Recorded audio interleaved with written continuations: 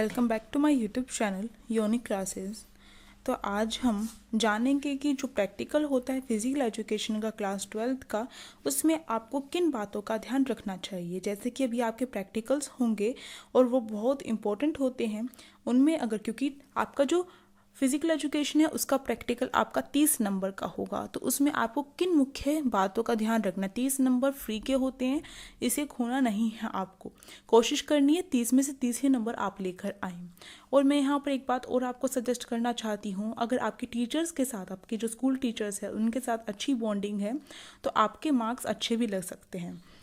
और इसके साथ साथ अगर आप जैसा बिहेव करके दिखाएंगे, जैसे आप जो बाहर से आते हैं आपका प्रैक्टिकल लेने वाले,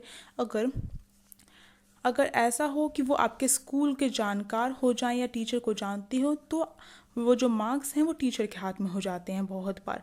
पर अगर टीचर को नहीं जानता है कोई, क्योंकि हमें नहीं पता चलता है कि वो टीचर को जानते हैं या नहीं जानते हैं, तो आपको अपना 100% ही देना है। डरने की बात कोई नहीं है और बहुत ही आराम से आप क्या करें, आपको डरना नहीं है। वो यही देखने आते हैं कि बच्चा डरता है या नहीं डरता है, उसे कितनी नॉलेज है, वो बोर्ड एग्जाम में कितना करके आ सकता है, उसी के अकॉर्डिंग वो मार्क्स देते हैं। तो डरना बिल्कुल भी नहीं है आपको, पहली बात।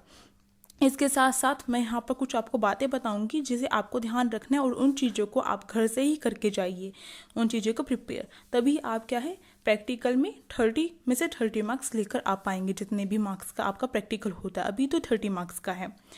तो आपको याद रखना है, सबसे पहली बात, मोस्ट इम्पॉर्टेंट बात है आपको, क्योंकि ये जो चेक करने का तरीका होता है किसी भी बच्चे को, वो यही होता है, उनसे कुछ सवाल किए जा सकते हैं जो कॉमन होते हैं।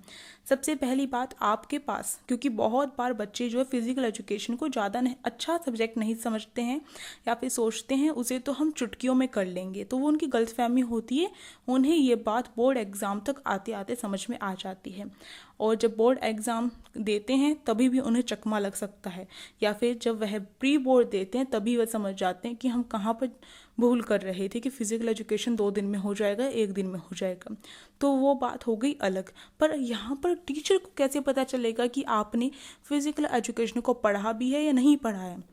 बाई चांस टीचर आपको 30 में से 30 मार्क्स देकर चली जाए और आप एग्ज़ाम में अच्छा लिखने वाले ना हो, तो क्योंकि आपने कभी बुक ही ना खरीदी हो फिजिकल एजुकेशन की, या फिर आपने कभी पढ़ा ही ना हो, तो टीचर को कैसे पता चलेगा कि आपने कुछ पढ़ा भी है या नहीं पढ़ा है और कहाँ तक का पढ़ा है। तो सबसे पहला जो क्वेश्चन है, या फिर इस तरीके से, ज़रूरी नहीं है आपसे भी यही क्वेश्चन पूछा जाए, पर ये कुछ ट्रिक होती है किसी बच्चे को जानने की।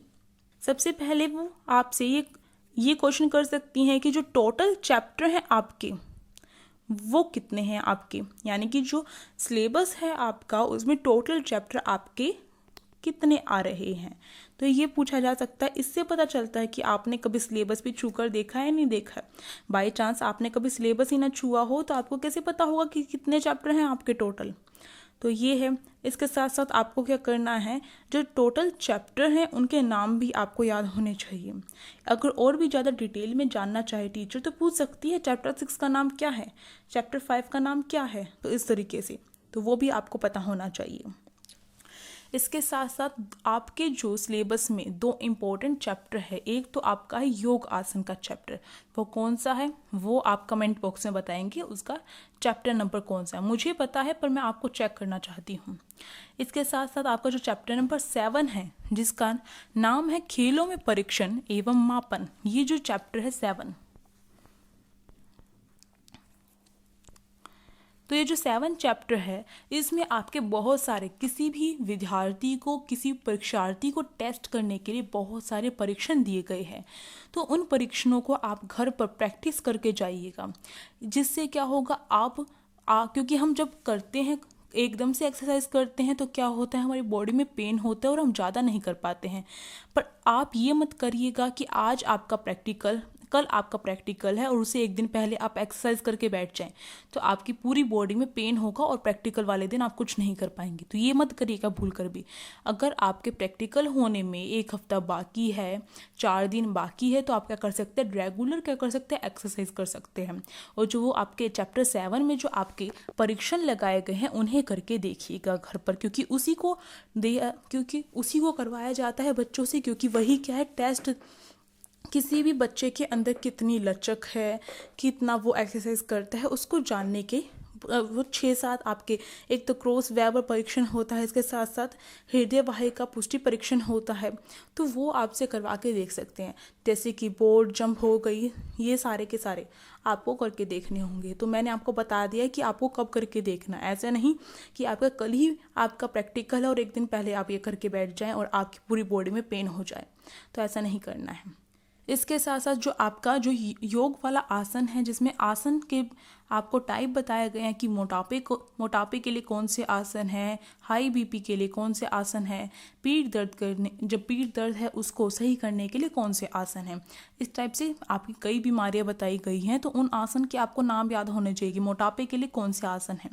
जैसे कि मोटापे के लिए आपका कौन सा त्रिकोण आसन है, अर्ध मत्स्येंद्र आसन है, हस्त आसन है, हस्तो आसन है और वज्र आसन है। ये 4 आसन हैं आपके। तो आपको इस तरीके से टिप्स पर होना चाहिए, और जैसे ही टीचर पूछे आपको टिप्स पे याद हो और आप एकदम से सारे के सारे बता दें।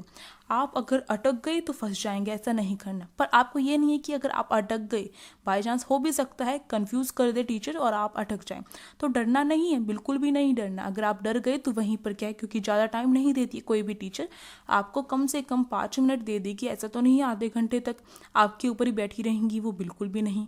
तो इसलिए आपको अपना 100% देना है, और वो भी बिना डरे। डर के आगे जीत होती है। अगर आप डरेंगे तो क्या होगा, आप वहाँ पर जाकर घबरा जाएंगे, जो आता है वो भी भूल जाएंगे। ऐसा नहीं करना है। इसके साथ साथ आपको 1-2 बातें और याद रखनी है अपनी। आपका जो सिलेबस है उसे अच्छे से कवर करके जाइए, क्योंकि जिस भी टॉपिक पर आप बनाते हैं वो टॉपिक तो आपका कवर होना चाहिए, क्योंकि फाइल बनवाई होगी आपकी टीचर ने, तो वो टॉपिक तो आपका कवर होना चाहिए। इसके साथ साथ जो आपका सिलेबस है, जिस भी टॉपिक पे आपने बनाया अपना प्रोजेक्ट फाइल, वो आपको टिप्स पर होना चाहिए। पहली बात तो ये है। और इसके साथ साथ जो सिलेबस है आपका, सिलेबस में जो भी चैप्टर्स हैं उसकी मेन जो बातें हैं, क्योंकि अभी तक वो समझते हैं जब प्रैक्टिकल होता है बच्चे का पूरा 1 साल हो जाता है, तो 1 साल के अंदर बच्चे ने पूरा सिलेबस तो कवर कर ही लिया होगा, तो इसलिए वो सिलेबस के बीच में से भी कहीं से भी कुछ भी पूछ सकते हैं। तो घबराना नहीं है, उन्हें ये भी नहीं बोलना है कि मेरा टॉपिक तो ये था और आपने मुझसे ये पूछ लिया, ऐसे नहीं बोलना है, क्योंकि वो कहीं से भी कुछ भी पूछ सकती हैं, पर फिजिकल एजुकेशन के बाहर से कुछ नहीं पूछ सकती हैं। तो जल्दी से अपने चैप्टर कवर कर लीजिए। और यही जो कुछ टिप्स हैं ये है आपके प्रैक्टिकल के लिए, और इसी तरीके से आप क्या कर सकते हैं, अपना 100% दे सकते हैं। बस आपके अंदर कॉन्फिडेंस लेवल अच्छा होना चाहिए, ओवर कॉन्फिडेंस भी नहीं होना चाहिए। और आपकी जो टॉपिक है जिस पे आपने प्रोजेक्ट फाइल बनाई है उसे अच्छे से कवर कीजिएगा, क्योंकि उसमें से तो पूछना ही पूछना होता है टीचर को, तो इसलिए तो इन टिप्स को फॉलो करके आप अपने 30 में से 30 मार्क्स लेकर कर आइए। तो इसी तरीके की और वीडियोस चाहिए आपको तो आप क्या कर सकते हैं, मुझे कमेंट में बता सकते हैं। ये एक बच्चे की कमेंट आई थी, तभी मुझे पता चला कि आपको क्या चाहिए। आपको ये चाहिए कि किस तरीके से आप प्रैक्टिकल की तैयारी कर सकते हैं फिजिकल एजुकेशन की, इसलिए मैंने यहाँ पर वीडियो बनाई। तो आप भी ऐसे कमेंट करके बता सकते हैं मुझे कि आपको किस चीज़ में दिक्कत हो रही है। कहीं पर भी कोई भी दिक्कत होती है बेझिझक आप कमेंट कीजिए, जहाँ तक हो सकेगा आपके कमेंट का रिप्लाई किया जाएगा, जहाँ तक हो सकेगा आपकी हेल्प की जाएगी।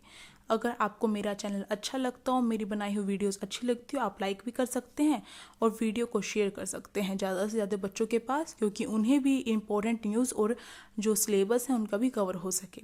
और इसी के साथ आप क्या कर सकते हैं, चैनल को सब्सक्राइब करिए और साइड में जो बेल आइकन है उसे प्रेस कर दीजिए, और वीडियो को लाइक शेयर करना बिल्कुल मत भूलिएगा। Thank you.